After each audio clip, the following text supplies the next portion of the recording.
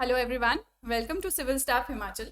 Today we are discussing a topic which is based on mains current affair, twin tropical cyclones named Asani and Kareem.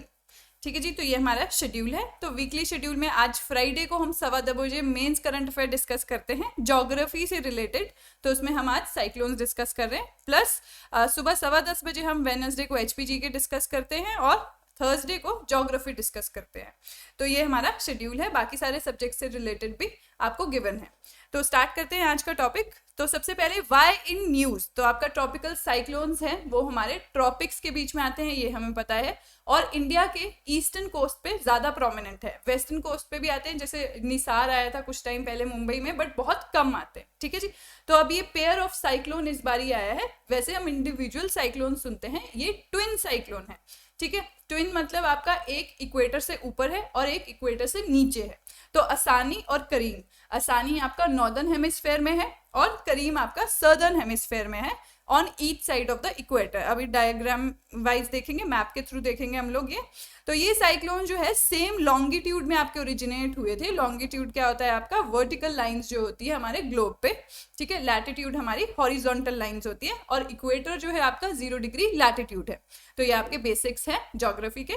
तो अभी ये जो है आपके same longitude में originate हुए थे, बट अब ये ड्रिफ्ट अवे हो रहे हैं। ठीक है, एक दूसरे से दूर जा रहे हैं। अब असानी जो है वो आपका बे ऑफ बंगाल में है, और वहीं जो आपका करीम है वो आपका open seas of west of Australia में देखने को हमें मिल रहा है।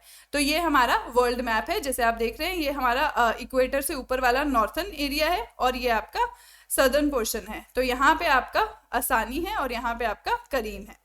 ठीक है, इंडिया है, इंडिया का ईस्टर्न कोस्ट है, जैसे हमें पता है ईस्टर्न कोस्ट पे ही ज्यादातर साइक्लोन्स आते हैं, तो ये भी आपको ईस्टर्न कोस्ट में देखने को मिल रहा है। तो यहीं पे हम जो है साइक्लोन से रिलेटेड कुछ बेसिक चीजें हैं वो रिवाइज कर लेते हैं। ठीक है, तो जब भी हम जीएस में या फिर एनसीईआरटीज में साइक्लोन्स पढ़ते हैं तो दो टर्म्स हमारे सामने आती है, साइक्लोन्स और एंटी साइक्लोन्स। अब साइक्लोन्स में हम जो भी देखते हैं उसका ऑपोजिट आपका होता है एंटी साइक्लोन में, तो इसलिए दोनों करके हम कंफ्यूज नहीं होंगे। तो साइक्लोन्स में आपका क्या है, नॉर्दर्न हेमिस्फेयर में अलग चीज है और सदर्न हेमिस्फेयर में अलग चीज है। नॉर्दर्न हेमिस्फेयर में जो आपका साइक्लोन है उसके बीच में लो प्रेशर होता है और लो प्रेशर के अराउंड आपका काउंटर क्लॉक वाइज जो है रोटेट होता है।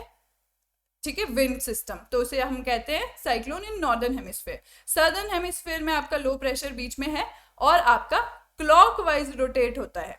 तो ये रोटेशन किस वजह से पॉसिबल होती है, आपकी कोरियोलिस फोर्स की वजह से। ठीक है, जो इक्वेटर के बिल्कुल पास नहीं होता, 0 to 5 डिग्री के अराउंड, इसलिए वहां हमें कोई साइक्लोन देखने को नहीं मिलता, क्योंकि आपकी ऐसे जो है राउंड राउंड जो हम देखते हैं साइक्लोन का पैटर्न वो बनता ही नहीं है। अब एंटी साइक्लोन बिल्कुल इसका ऑपोजिट है। एंटी साइक्लोन में मिडल में आपका हाई प्रेशर होता है। ठीक है जी, तो एंटी साइक्लोन क्या है, आपका हाई प्रेशर सिस्टम है, साइक्लोन आपका लो प्रेशर सिस्टम है, मिडल में आपको लो प्रेशर देखने को मिलता है।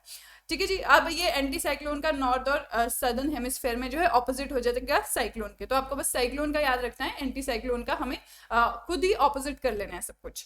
तो ये हमारा बेसिक फैक्ट्स थे जो साइक्लोन से जुड़े हुए थे। तो देखते हैं हम व्हाट आर ट्विन साइक्लोन्स। अब ट्विन साइक्लोन्स क्या है, किसे कहा जाता है, ये हमने देख लिया कि दो साइक्लोन्स आ रहे हैं, सेम लॉन्गिट्यूड पे ओरिजिनेट हुए हैं, एक नॉर्दर्न हेमिस्फेयर में एक सदर्न हेमिस्फेयर में।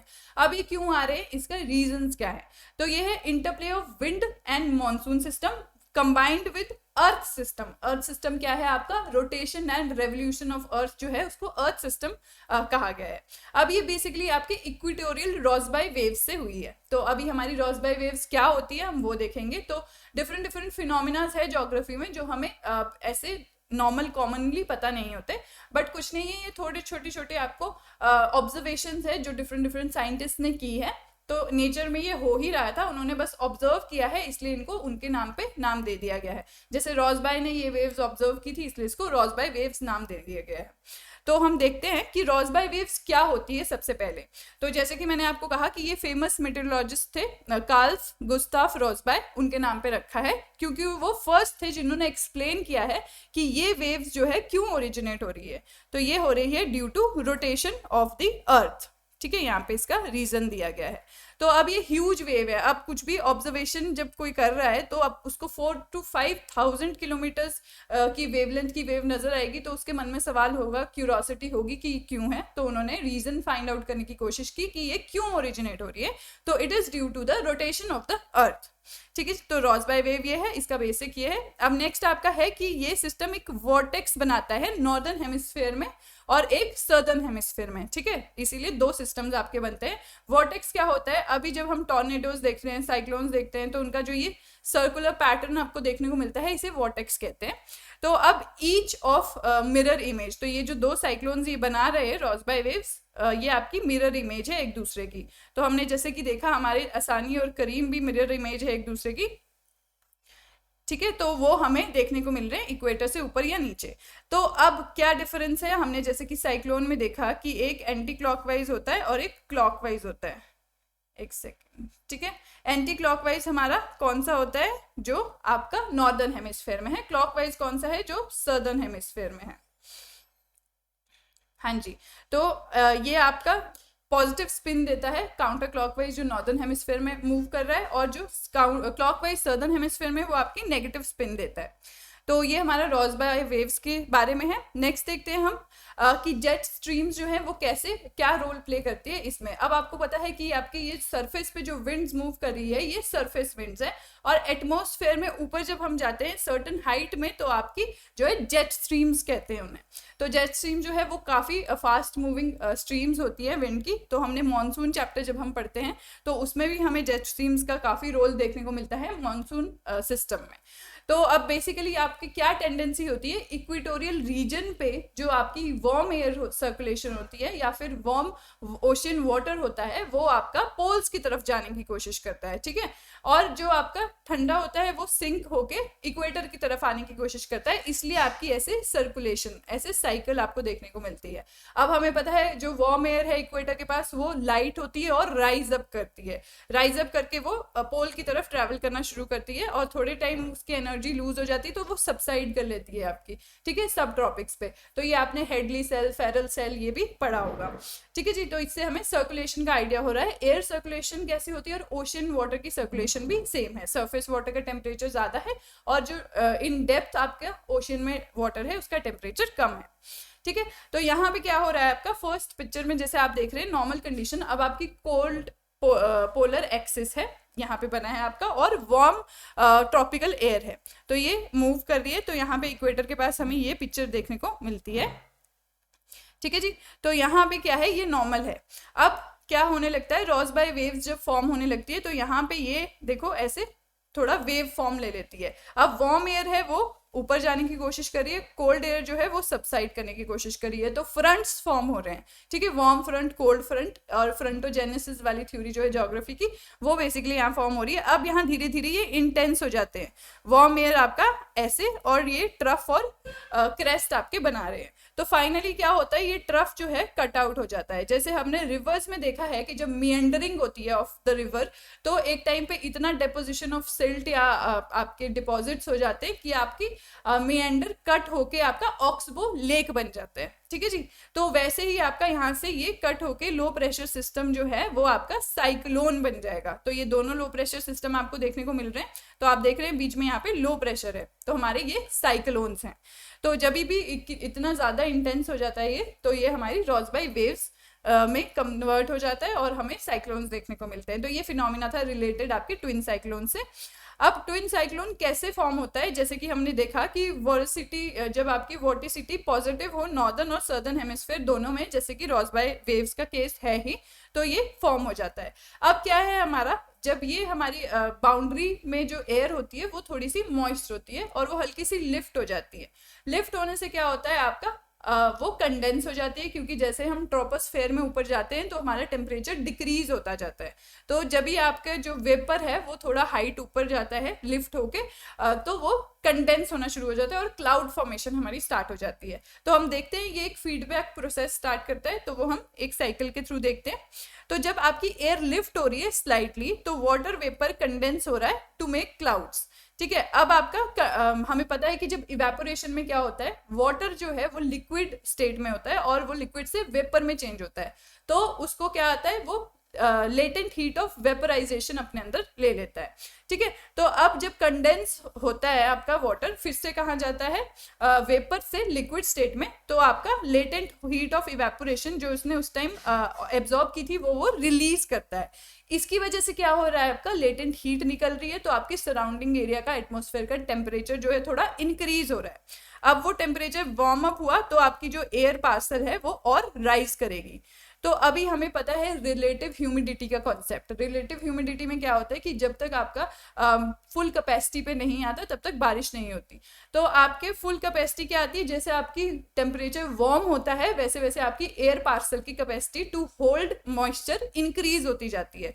ठीक है, तो जब तक वो सैचुरेशन में नहीं आएगा आपकी बारिश नहीं होगी। तो यहाँ पे वार्म हो रहा है आपका ये फीडबैक सिस्टम, आपका स्टार्ट जो है, आपका एटमॉस्फेयर वार्म हुआ और पार्सल ऑफ एयर राइज हुआ। ठीक है, और इसकी कैपेसिटी बढ़ गई। ठीक है, और ये ऊपर ऊपर लिफ्ट होता जाएगा और ज्यादा से ज्यादा क्लाउड फॉर्मेशन आपकी होगी। तो इस वजह से आपका क्या है, rises further because it is lighter than the surrounding air, तो डीपर क्लाउड्स बनेंगे हमारे। यहाँ पे आया, यहाँ पे इसने लेटेंट हीट ऑफ इवेपोरेशन दी तो सराउंडिंग एरिया गर्म हुआ, इससे आपकी क्या है, एयर पार्सल की कैपेसिटी बढ़ गई, तो ये थोड़ा और लिफ्ट हो गया ऊपर, थोड़ा और लिफ्ट हुआ, सेम चीज हुई, तो ये हमारा फीडबैक मैकेनिज्म है। तो ऐसे ऐसे करके आपके ये डीपर डीपर क्लाउड्स बन जाते हैं।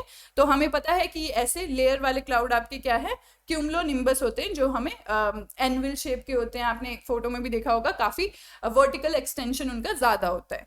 तो ये हमारा फीडबैक सिस्टम है। अब मीनवाइल जो मॉइस्चर है दोनों साइड से आता है, अब ये फॉर्मेशन ऑफ साइक्लोन्स में आपका फॉर्म करता है। अब कुछ और कंडीशंस भी है जो नेसेसरी है, जैसे आपको साइक्लोन्स को बनने के लिए क्या कंडीशन है, सी का टेम्परेचर होना चाहिए, सी के ऊपर ये फॉर्म होते हैं क्योंकि वहां से सी से लेटेंट हीट प्रोवाइड होती है।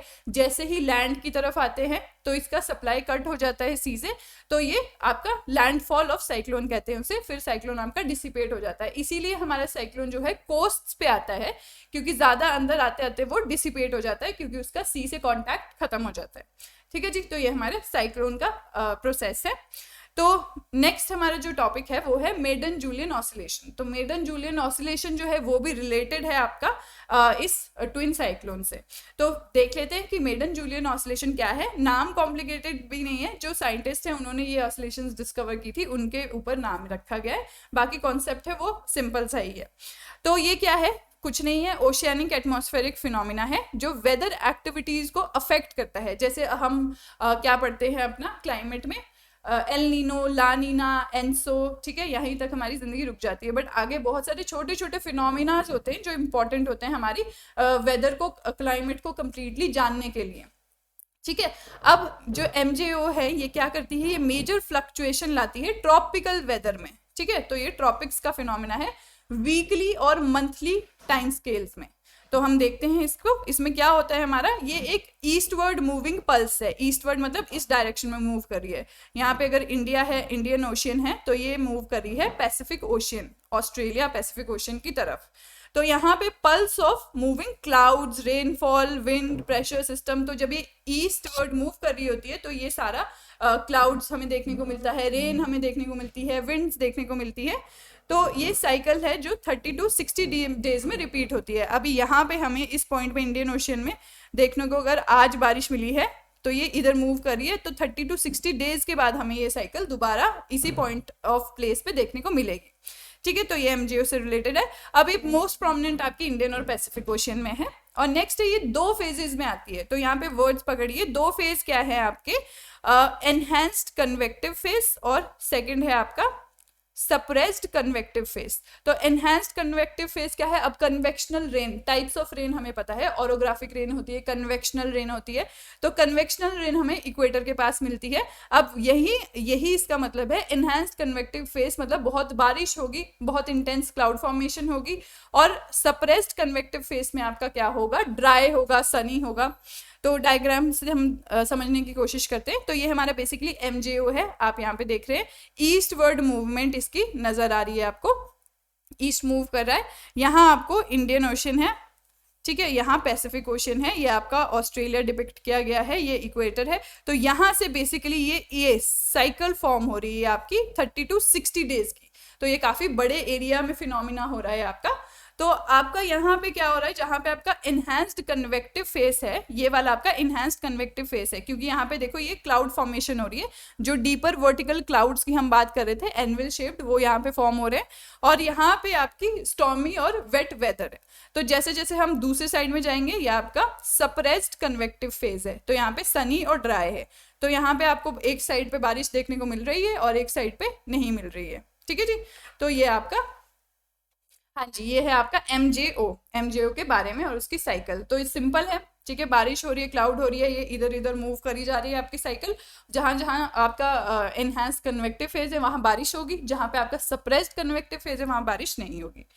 तो मेडन जूलियन ऑसिलेशन का रोल क्या है आपका ट्विन साइक्लोन में जो आया है।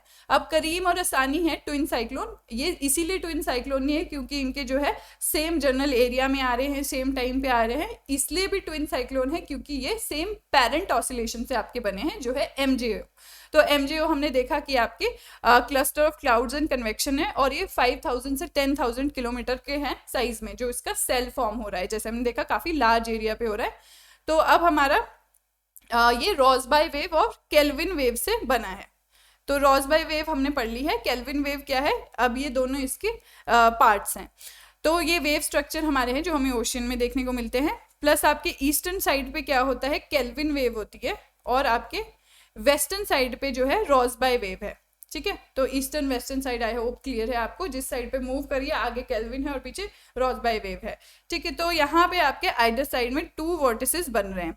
तो सारे ट्रॉपिकल साइक्लोन जो होते हैं उनमें ये एमजीओ से नहीं बॉर्न होते हैं, बट ये वाला जो है वो होता है। और खाली अगर रोसबाई वेव वाला फिनोमिना हो रहा हो तो उससे भी आपके ट्विन साइक्लोन आने का चांसेस है। ठीक है जी। तो 2 पॉसिबिलिटी है आपके ट्विन साइक्लोन आने के, एक तो खाली रोसबाई वेव से, और दूसरा है इसको इनहैंस करता है आपका एमजेओ, जो इसका पेरेंट सर्कुलेशन कहा जाता है। तो ये हमारे फैक्ट्स थे कुछ based on Madden Julian oscillation. ठीक है, ट्विन साइक्लोन, और प्रीलिम्स से के लिए इंपॉर्टेंट है आपका असानी और करीम, और बाकी सारे जो हमने फैक्ट्स पढ़े हैं, कॉन्सेप्ट्स पढ़े हैं, वो हमारे मेंस के लिए इंपॉर्टेंट है, स्पेशली अगर किसी का ऑप्शनल ज्योग्राफी हो। ठीक है जी। तो ये कुछ हमारे फ्री इनिशिएटिव है, पेड इनिशिएटिव्स है, आप लोग अवेल कर सकते हैं। और हमारे कॉन्टैक्ट डिटेल्स भी गिवन है, तो कोई भी क्वेरी हो तो आप कॉन्टैक्ट कर सकते हैं। तो thank you so much and have a nice day.